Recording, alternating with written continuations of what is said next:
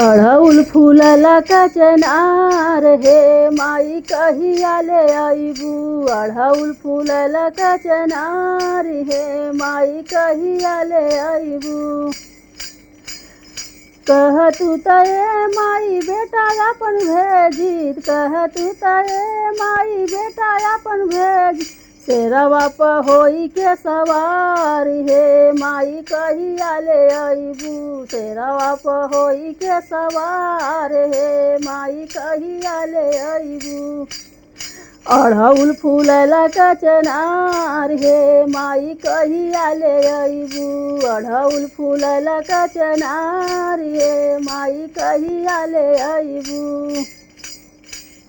कहतू तये माई पति अपन भेजित, कहतू तये माई पति अपन भेज।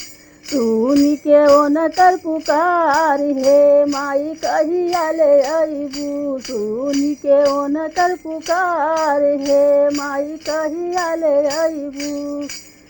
अड़हुल फूलला कचनार हे माई कहिया ले अइबू। अड़हुल फूलला कचनार हे माई कहिया ले अइबू।